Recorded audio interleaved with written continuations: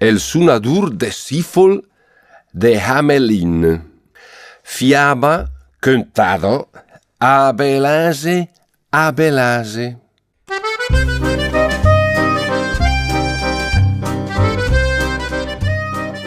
Tatte fa, quando la sete l'era de meno, i boschi era più grandi e spidiamo un bocciascon di luf, in messa a una ciarella li sta de cau contadì con la sua sposa.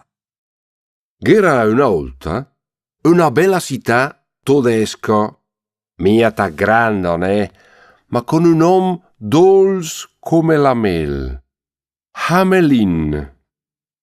Ude però, la bala, la che scappata fu di ma, e l'endacia fonti in dell'acqua trobbia.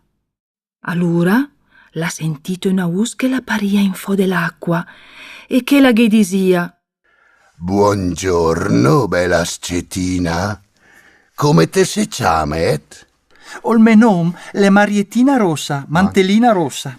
Ste robe, mi interessa mia. Piuttosto, le rest... Pulenta, cassola, busecca, formagende Montevegia e tanti qualità de turti e surbet. Ogni sera la s'encuccia un teran denecia del camì, perché sta sua usanza, tutte infamea, e la chiamà coscotum De Mantellina Rosa. Ma Soldati, in dondet! De là del bosc, in una casettina tutta special. Calacalì l'era maravigliosa. Al posto di prei della molta di mur, l'era fada su con tel sucre al strascion e con tel crucant stracadent. Al gat da casa, al ghiadeta la nadra. Adesso è il mio turno. Ecco il mio regalo. Che stoffa e che color! Ho mai visto in vita mia negozi del genere? An sei doppie braiser turche avresse mai più di troa.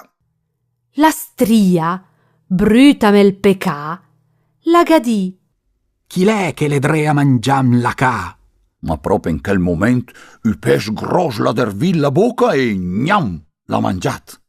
Tata, tata, so che tata, so detti in della panza del luf.